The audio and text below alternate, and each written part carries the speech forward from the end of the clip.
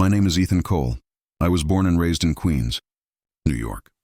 Before anyone knew me for anything else, I was just a kid trying to make my mother laugh, a student chasing theater dreams, and later, a teacher standing in front of children the world had almost forgotten. Queens, late 1960s. The sound of a bouncing basketball echoed down cracked sidewalks, mixing with the rumble of the elevated subway and the chatter of kids running home before dinner. In one of those brick apartment buildings, Ethan Cole was growing up, an ordinary boy in what seemed like an ordinary family. But inside his apartment, life was anything but ordinary. His mother had begun showing the early signs of Parkinson's disease, her hands trembling, her steps unsteady. It wasn't the kind of illness that ended life quickly. It stretched it into years of difficulty. For Ethan, childhood meant learning early that joy and pain could share the same room.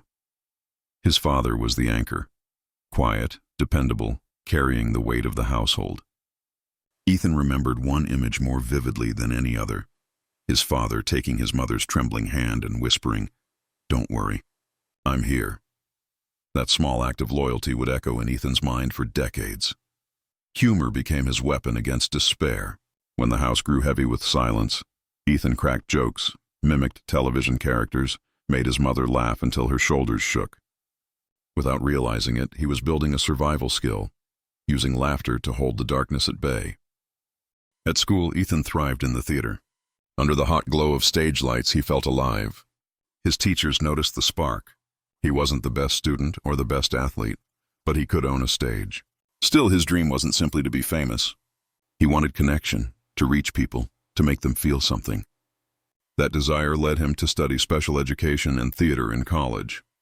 By the mid-1970s, Ethan was teaching children with developmental challenges. At that time, the word autism wasn't widely used. Doctors said childhood schizophrenia. Ethan ignored the labels. He focused on the children, finding ways to reach them, to give them a voice when the world had written them off. Teaching gave him purpose. Theater gave him freedom.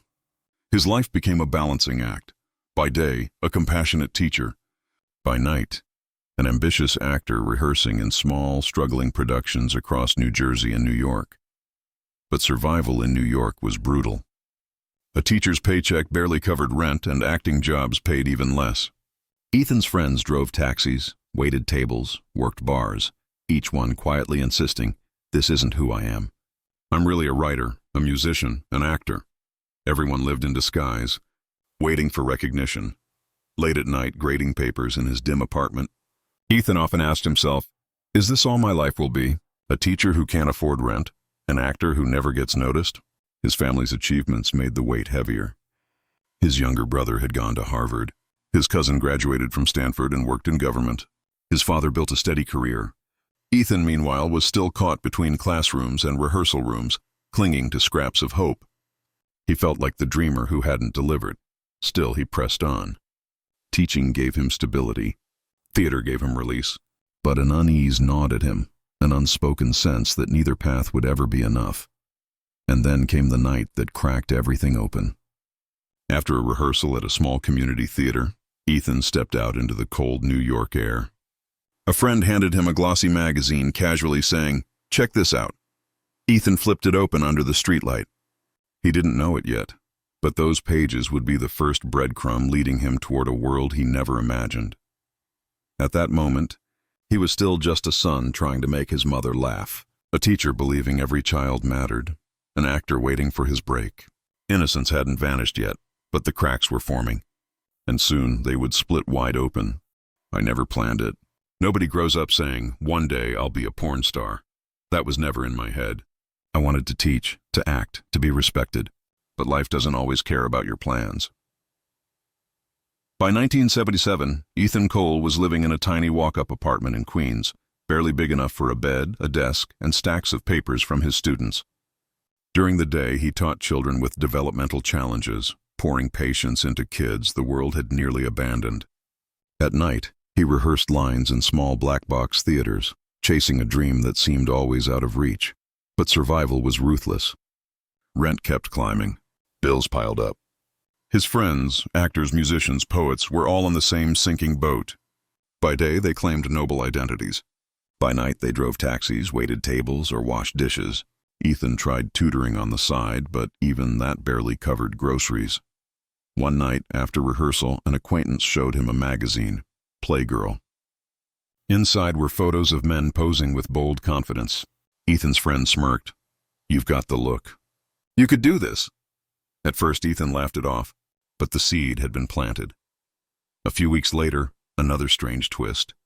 At a party, he met Joe Sarno, a filmmaker who had once made art house movies but had shifted into more risque productions. Joe looked at Ethan and said, "You've got presence. Ever thought about film work?" Ethan thought he meant theater or small independent movies, but Joe clarified his films weren't R-rated anymore. They were X-rated. Ethan froze. The idea felt absurd, even sleazy. He was a teacher. He worked with children.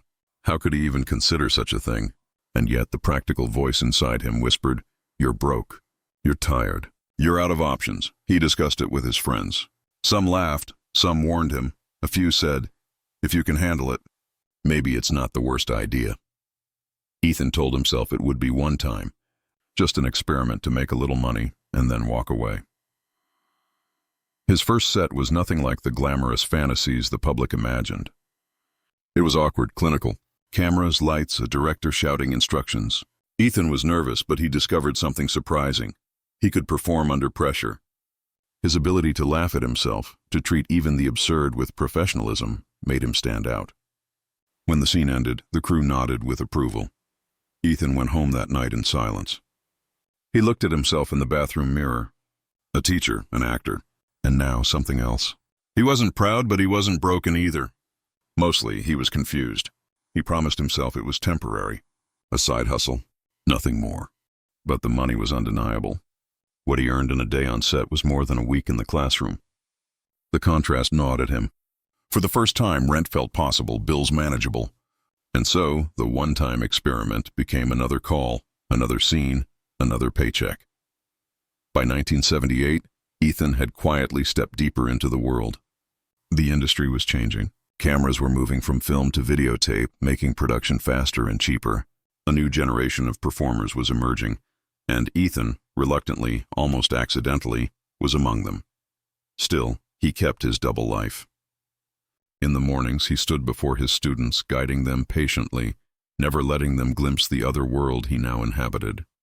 At night, he stepped into sets where intimacy became performance, where bodies were work tools, where desire was choreographed like a dance. The secrecy weighed on him. His family didn't know. His colleagues didn't know. The only ones aware were a small circle of friends who half-jokingly called him the professor.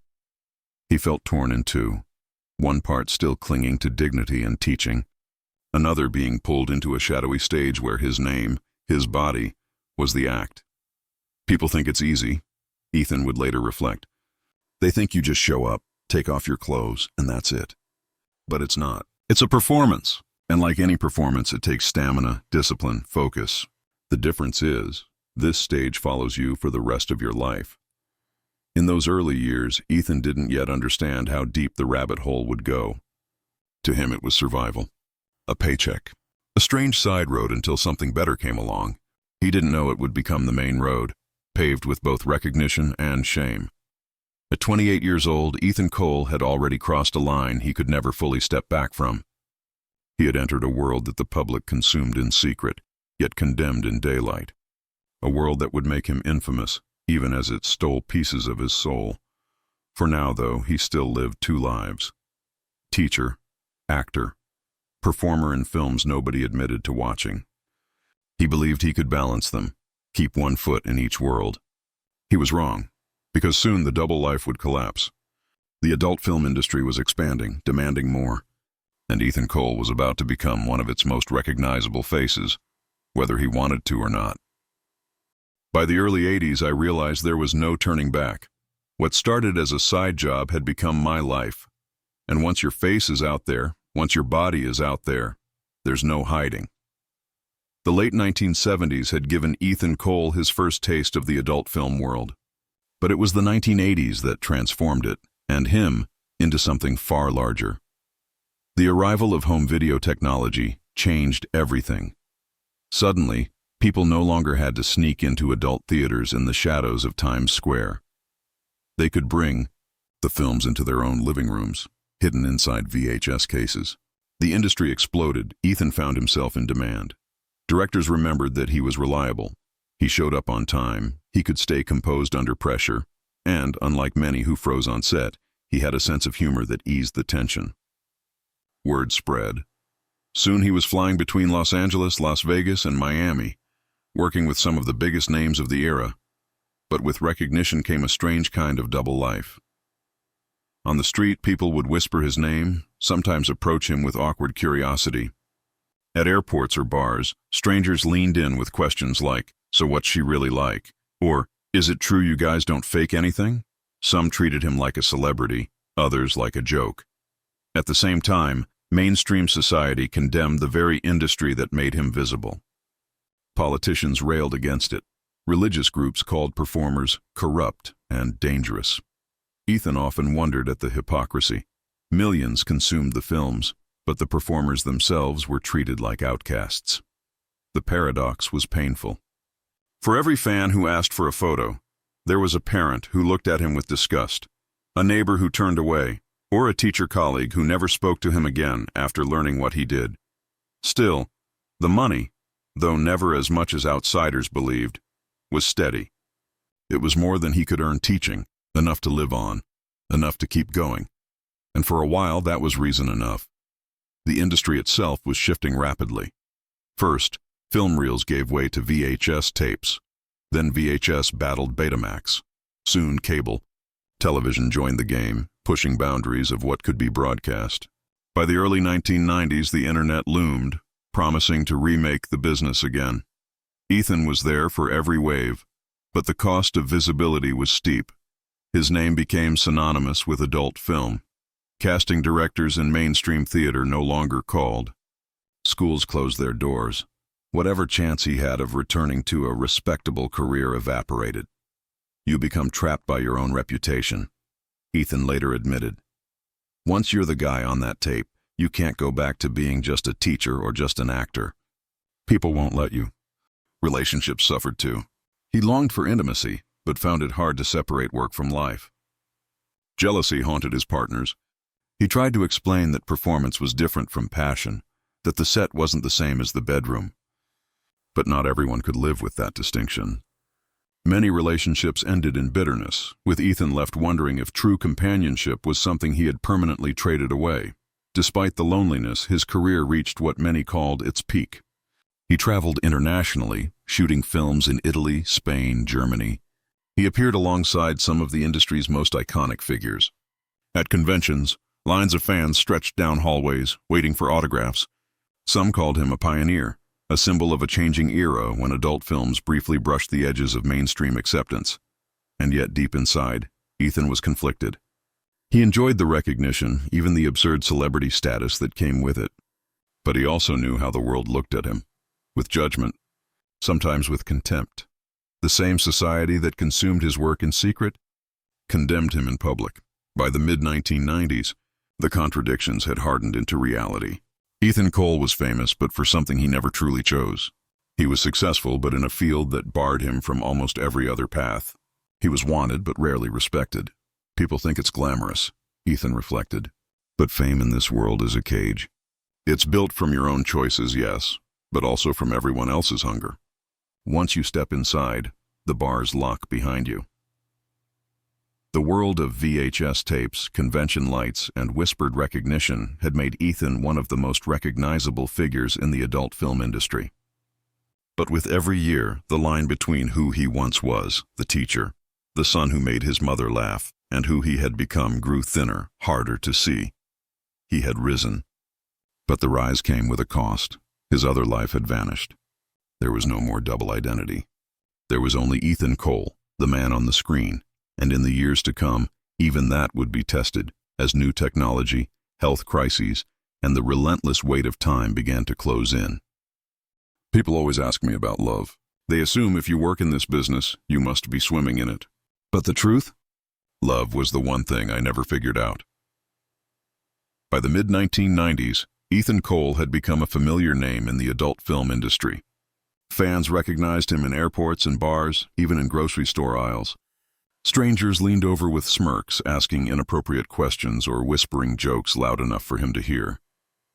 On the surface, he played along, smiling, answering, even firing back with his trademark humor. But inside, the reality was harsher. Love, the kind of steady, grounding relationship he saw in his parents, always slipped through his fingers. He tried more than once. There were girlfriends who stayed a few months, a year, maybe longer. But jealousy always came crashing in. They couldn't separate Ethan the man from Ethan the performer. They would say, "I can't pretend this is just work. You're with other people every day." Ethan would argue that intimacy on set was performance, angles, lighting, repetition. It wasn't passion. It was choreography. But words rarely erased the sting. One by one, relationships unraveled. He began to joke bitterly, "I'd make a better uncle than a husband." And in a way, he did. He adored his friends' children. They called him Uncle Ethan, running into his arms when he visited. He showered them with gifts, told stories, made them laugh. For a moment, he felt the warmth of family, the closeness he had lost in his own life. But at night, in empty hotel rooms after shoots, loneliness echoed louder than applause ever could. To cope, Ethan developed a philosophy he repeated often: emotional monogamy, physical flexibility. In interviews and conversations, he would explain, couples could stay emotionally loyal, sharing life, travel, affection, while allowing physical encounters outside the relationship. To him, it was a survival strategy, a way to reconcile the work he did with the love he craved. "Jealousy is poison," he once said. "If you can get past it, you can actually have fun, even grow closer. But most people can't. That's why I was better at teaching kids than keeping a marriage." His humor disguised the pain. He opened a swingers club for a while, lending his name as a brand, watching couples negotiate desire and jealousy under dim lights. To outsiders, it seemed like indulgence. But for Ethan, it was research, a laboratory of human weakness and longing. What he learned only confirmed what he already suspected: love was fragile. And most people, including himself, weren't strong enough to hold it. Then came the crisis that nearly killed him. One morning, in the late 1990s, Ethan felt an ache in his chest. It wasn't the first time. He had brushed off symptoms before. But this time, the pain sharpened, radiating down his arms, stealing his breath. Alone, panicked, he staggered to his car and drove himself to the hospital. By the time doctors saw him, he was minutes from death. The diagnosis: aortic dissection, a catastrophic tear in the body's main artery. Most people never survive long enough to reach surgery. But somehow Ethan did. He underwent an emergency 10-hour operation, his life hanging on the edge. When he woke, groggy under hospital lights, the doctor told him, "You shouldn't be alive." But you are.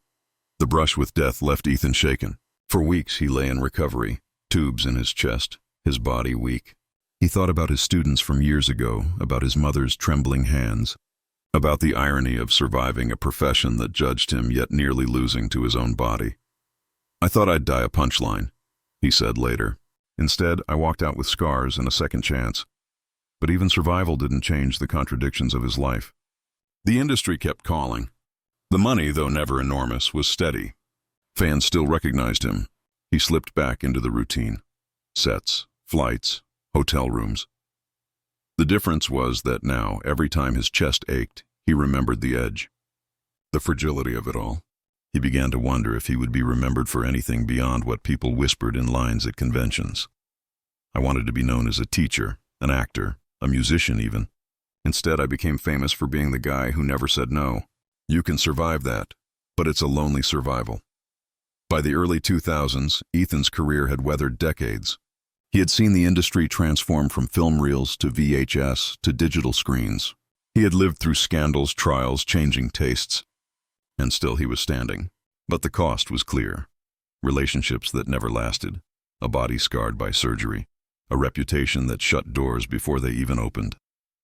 In public, he smiled, joked, entertained. In private, he wrestled with silence. Love had eluded him. Normalcy had vanished years ago.